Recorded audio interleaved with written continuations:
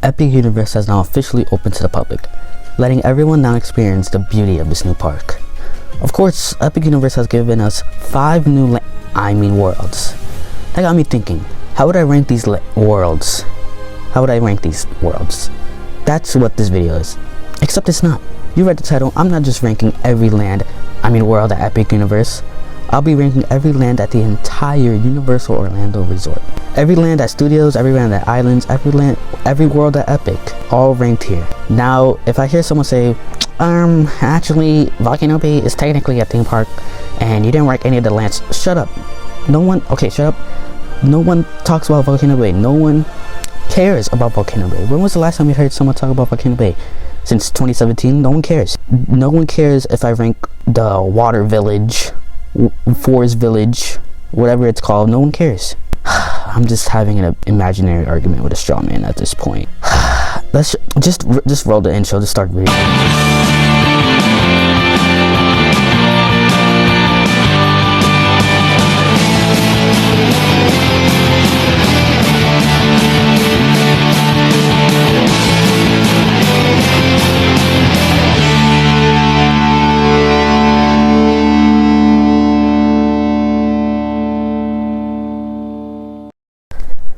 Did you guys like the new intro? I added Epic to it. I think it's pretty cool. Anyways, coming up in last place we have World Expo, the home of Men in Black and Back to the Future. Oh. Well, there's also Fear Factor. Oh. How the hell did Fear Factor last that long? Yeah, I think you can see why I put this in last place. There's only one attraction here. A really good attraction, mind you, but there really isn't anything else. You have Men in Black, Coke freestyle machines, and bathrooms. And I guess this is a place to go if you want Ja Rule blasting on the speakers. What would I be without my baby? Next we have, hold on, does this even count? Skull Island, home to the mid Skull Island Reina Con attraction. This land is just the ride and the stock stand. That's it. The theme of the land is okay. The theme of the ride is good, but the land is just trees. That's it. Onto the teamwork makes the dream work. Land. It's DreamWorks Land, and I'm very disappointed with DreamWorks Land. This is just a lazy and cheap, really rushed land. There's nothing special here other than you get to see Shrek's house and meet the Shrek characters. That's it. Kung Fu Panda Part is very disappointing. Trolls, okay, who even likes trolls other than toddlers and 40-year-old moms? But Uncovered, it's a kids land. What did you expect? Shut up, okay? Shut up.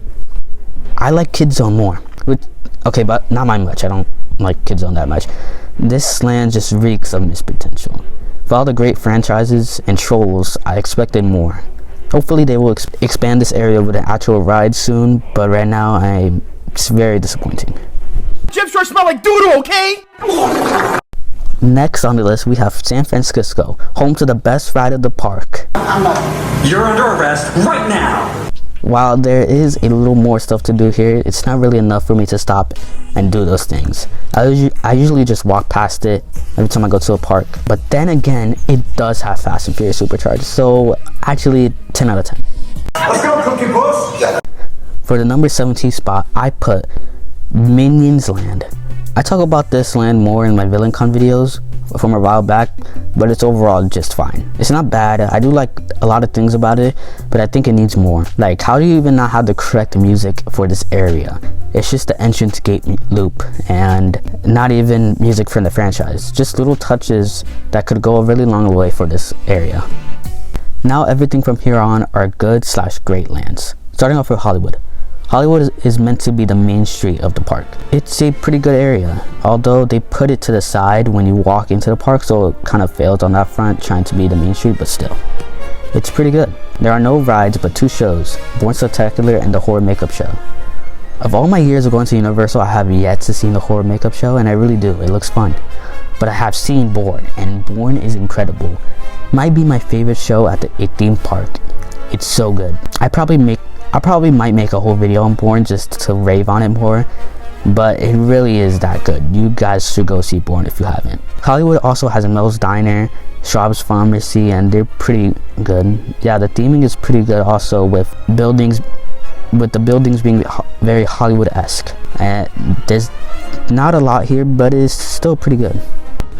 Number 15 is the mystical and ancient land that is the Lost Continent. The land where ancient myths become reality. The Lost Continent is a sad tale. When IOA opened in 1999, this was and still is the only non-IP based land, and it was the largest section of the park, with Merlin Wood, the flying unicorn, dueling dragons, etc.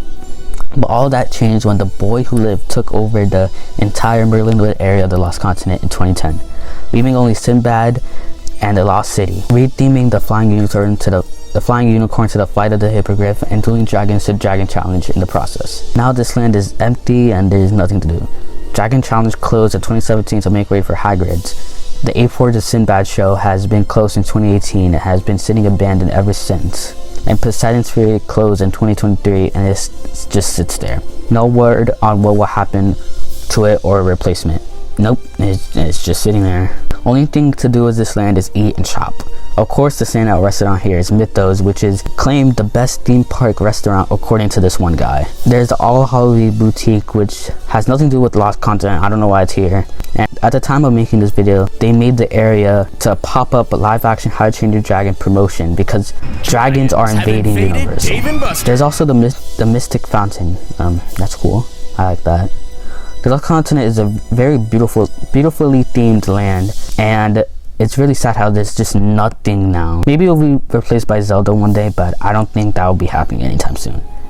But I will say, the music in this area is on another level.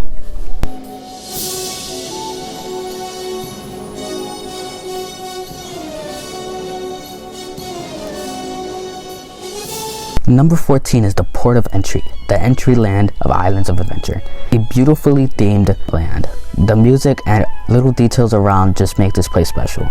The music is incredible. The call to adventure and the music that plays at the end of the day, which is I think The Adventure Lives On, are all incredible tracks. But what holds this place down is that there's really nothing to do. There was only ever one attraction here, the Island Skipper Tours, and that closed like 23 years ago, and there's nothing else. There's Confisco's and some shops, but overall nothing. And to be honest, no one goes to Confisco's. I've never been to Confisco's, and since Confisco's is mainly a place to eat at lunch, and because of the layout of Islands of Adventure, you only ever get to go through this land once in the beginning of the day and once at the end of the day. Confisco's doesn't sell breakfast to my knowledge, and you probably already ate lunch somewhere else in the park, so it's too much of a hassle to get to Confisco's at lunchtime. Still a great themed land, it just suffers from not a lot of things to do. Number 13 on the list is New York. I think what really holds this land up is the ride collection. Let me just read you the 4 rides that are here. You got Revenge of the Mummy. You also have Transformers the Ride 3D. And you also have Hollywood Rip Ride Rocket. I know, for a ride called Hollywood Rip Ride Rocket, it's in New York. That makes complete sense, yeah. You also got Race Through New York starring Jimmy Fallon. The land is well themed with building really making you seem like you're in New York, except for that one cutout of the Guggenheim Museum. Like, what the heck happened there? Overall, a pretty good area, the park with 2 great rides in it. Next on the list is Seuss Landing, based on the silly and whimsical books of Dr. Seuss, like The Cat in the Hat, The Lorax, One Fish, Two Fish, Red Fish, Blue Fish, and the one where he cheated on his dying wife. Oh. I think this land is pretty slept on. With it being a kid's land, many people just look over it, but I really think you should look closer. Like, in terms of theming, this perfectly captures the playful and whimsical art style of Dr. Seuss. Like look at the trees. It's perfect. This land has 5 rides. The Carousel, which is obviously just a carousel.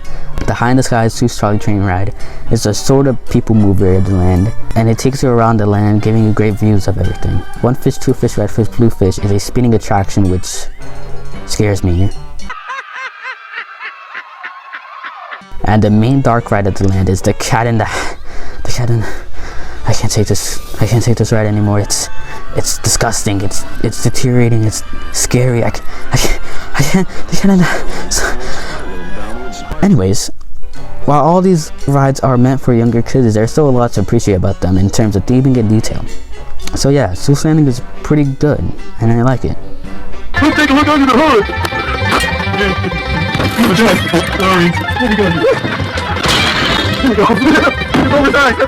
Springfield is next up on the list.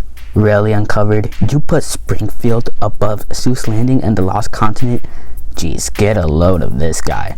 Okay, hear me out. I really like The Simpsons.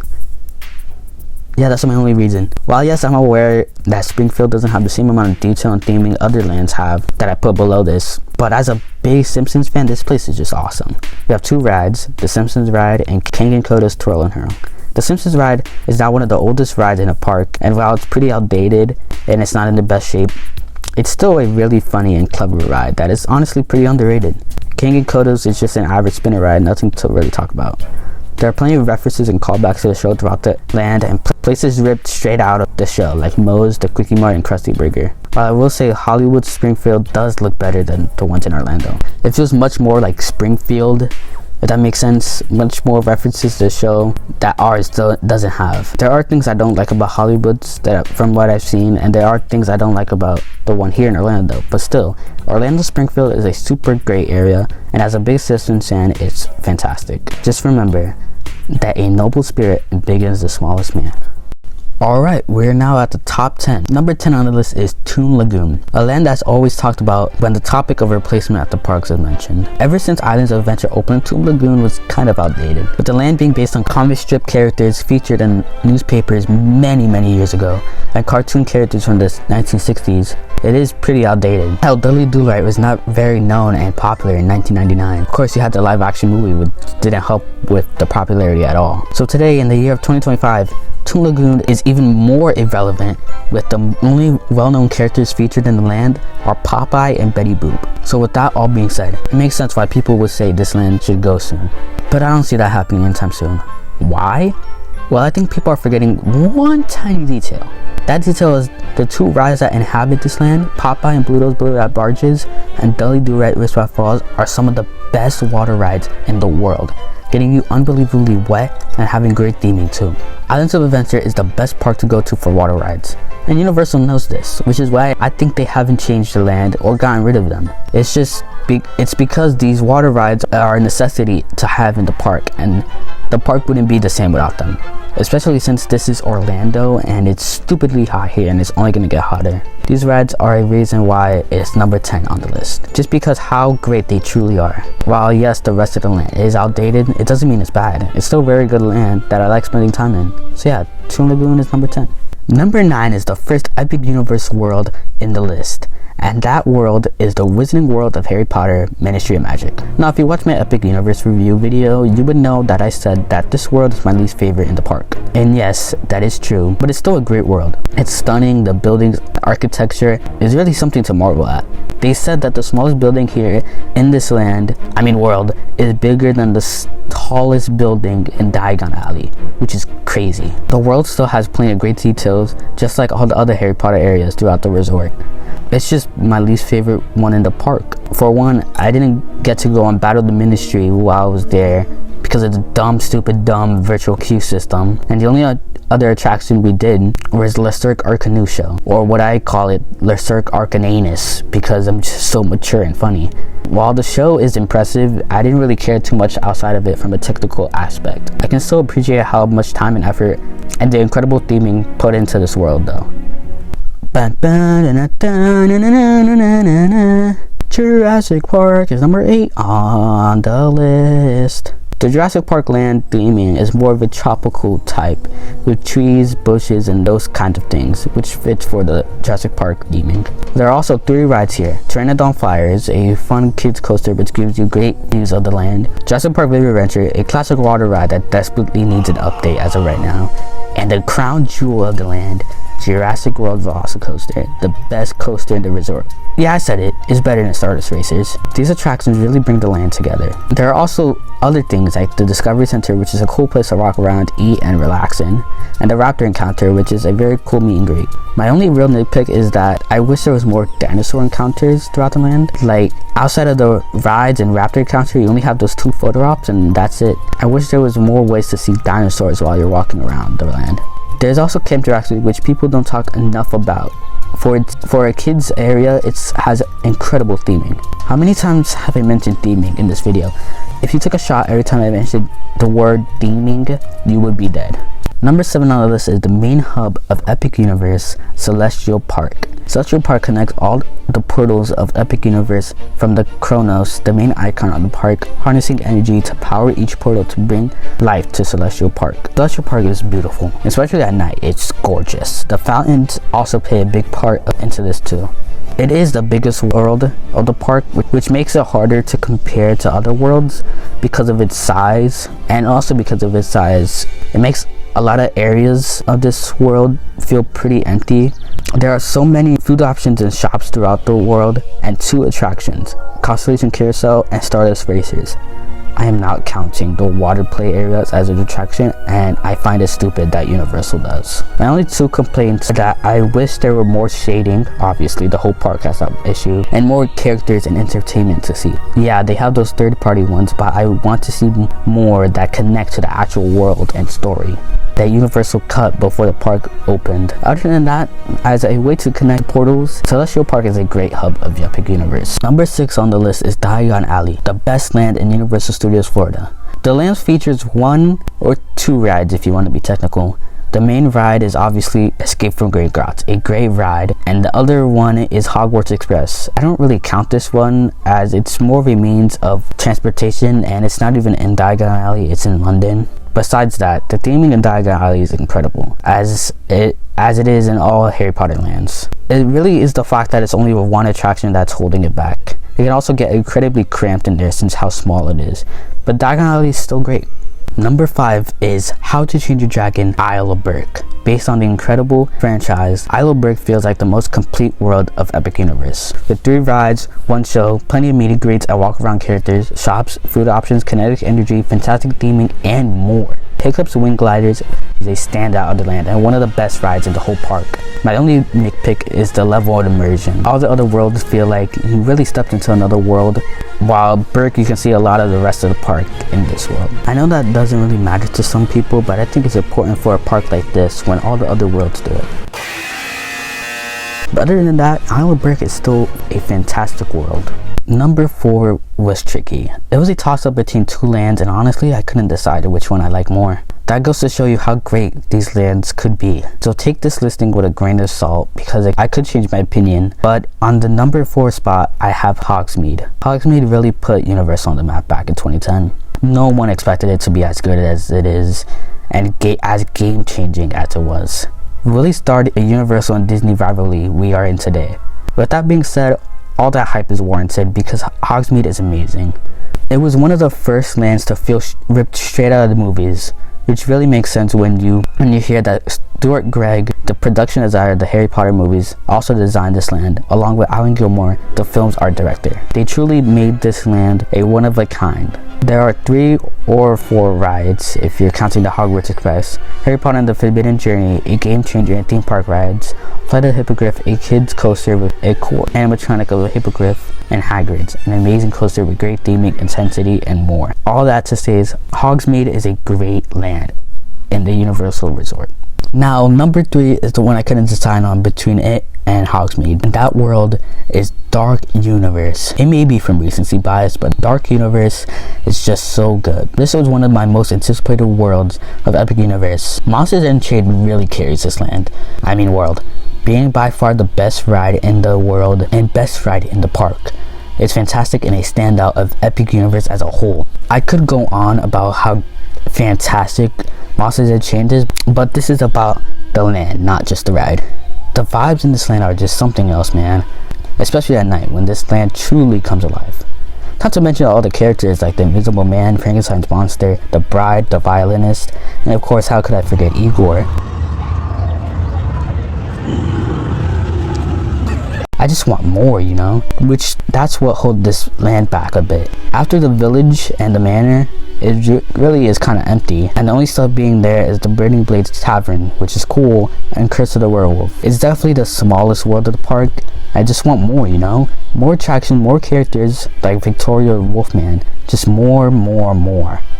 It's great, but we just need more. Come on, what are you waiting for? Follow me, you delightful freak. Now number 2 might be kind of controversial, seeing how other people might say it deserves to be lower on the list just because how great other lands are, but I can't put myself to put it any lower. Marvel Superhero Island is number 2 on the list. My favorite land at Islands of Adventure. Because I'm such a big Marvel fan, this land really speaks to me.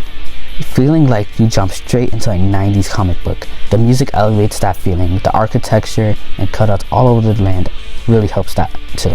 You have 4 rides in this area, being the Incredible Hulk Coaster, a great roller coaster that is great for kinetic energy in the land. Stormforce Acceleratron, the best teacup style ride out there. Dr. Doom's Fearfall, a great way to get views on the resort, and obviously the best ride of Islands of Adventure, the ride that revolutionized theme park attractions and dark rides forever. This ride is obviously The Amazing Adventures of Spider-Man. What more is there to say about this ride that hasn't already been said? I already gushed about this ride in my top 5 best tours video. You know how great this ride is. I don't need to tell you that. I just love this land so much. It's fantastic. Say that again? I would change nothing about it. Well, except maybe adding another ride. I would love that. But if they don't, I'm fine with that. I don't see this land going anywhere anytime soon, and I think it'll be here to stay, maybe forever. With all that gushing about Superhero Island, what could be number 1? Superhero Island was my number 1 for the longest, until I experienced Super Nintendo World at Epic Universe. I know this is kind of a generic answer, and hell, this world isn't even exclusive to the Orlando Resort. And you know, I was thinking about it, and the thing is, I really don't care. As a big lifelong fan of Mario and Nintendo, this world is truly something special. You have 3 attractions, that being the relaxing and chill Yoshi's Adventure, the thrilling Donkey Kong Minecart Madness, and the interactive and fun Mario Kart Bowser's Challenge. The theming on these rides and the whole world is outstanding. The moving animatronics throughout the world, the colors, it's all amazing. The food and snacks are good. The whole land is interactive with the power-up bands, which really brings the land to life.